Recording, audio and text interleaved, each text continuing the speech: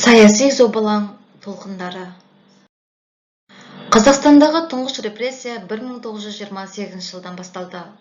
Өйткені 1925 жылы Қазақстан өлкелік партия комитетінің бірінші хатшысы болып келген Голощекин республиканың саяси экономикалық және әлеуметтік жағдайымен танысқаннан кейін Қазақстанға ұлы қазан революциясының ешқандай ықпалы болмады. Сондықтан мұнда кіші қазан революциясын жасау керек деген теріс қорытындыға келіп, республикада репрессиялық шаралар жүргізе бастайды. Ол ең алдымен ескі зиялыларға ауыз салады. Солардың ішінде қазақстандық Бөкейханов, Ақпаев, Ермеков болды. Бірінші репрессия 1937-38 жылдары жүргізілді. Бұл іс бойынша Асылбеков, Нұрмақов, Сейфуллин, Рысқұлов ұсталып, ату жазасына кесілді. Тоталитарлық режим қоғамдағы мемлекеттік билік бір топтың, бір партияның қолында шоғырланған, елде демократиялық бостандық пен саяси оппозицияның болуына тыйым салған режим. Мемлекет жеке адамның барлық істерін бақылауға алады. Тоталитарлық режимде тек бір партия билік жүргізеді. Басқару қатаң түрде бір орталықтан жүргізіледі. Бір идеология ғана жарияланады. Еркін пікір айтуға тыйым салынады. Ұлтты жойып жіберу саясаты. Репрессия бүтіндей жою, басып жаншу мақсатында жүргізілетін жазалау шаралары. 1920-1950 жылдардағы заңсыз қуғын-сүргіннің айнымас серігі, мемлекет және оның қызмет иелері мен органдарының қарапайым адам құқықтарын жаппай өрескел бұзып, аяққа таптауы болды. Бұл заң бұзушылық қуғын-сүргін саясатын жүзеге асыру барысында бұқаралық сипат алып, оған заңдық негізбен жариялық түр берген кеңес заңдарының нормалары мен бүркемеленді. Азаматтарды халық жауы деп жариялап, азаматтық құқықтардан айыру, мемлекеттен қуу, дүние мүліктерін тәркілеу, қатаң оқшаулау арқылы еркінен айыру тәрізді жазалау шаралары да кеңінен қолданылды.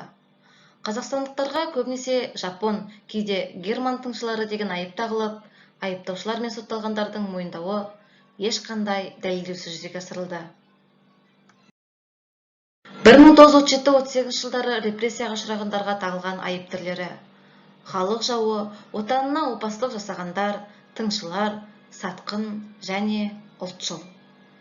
Жаза түрлері: жаппай өлім жазасына кесу, түрмеге қамау, тұтас жер аудару, қылмыстық істерді қолдану, адамдардың қадір-қасиеттері мен жанын жаралау. Қазақстандағы саяси қуғын-сүргіннің зардаптары.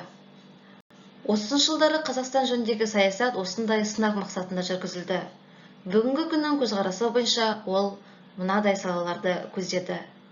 Саяси салада қазақ халқының тілі мен тарихын жою, саяси тәуелсіздігі, шынайы егемендігінен айыру, Қазақстанда кіші қазан жоспарын жүзеге асыру.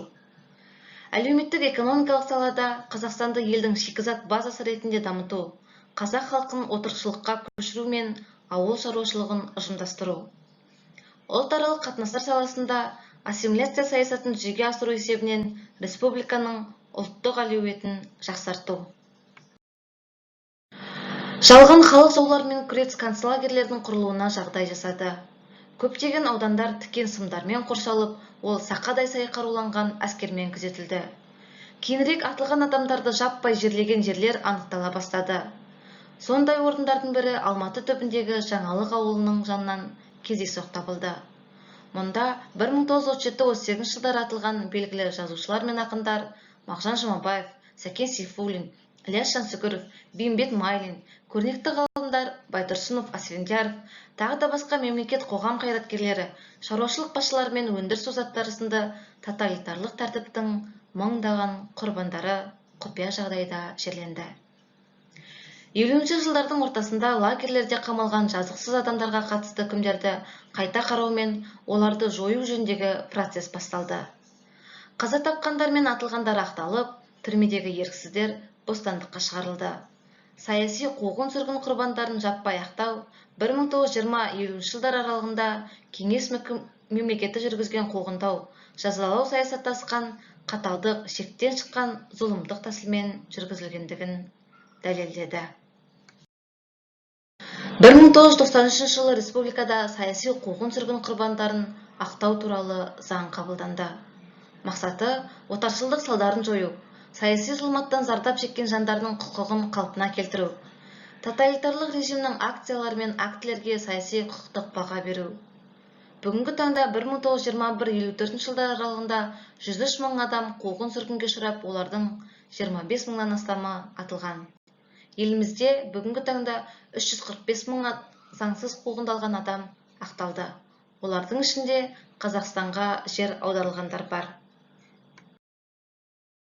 Қазақстан Республикасының елбасы жарлығы бойынша 1997 жылдың жалпы ұлттық татулық пен саяси қуғын сүргін құрбандарын еске алу жылы деп жарияланған жарлығы.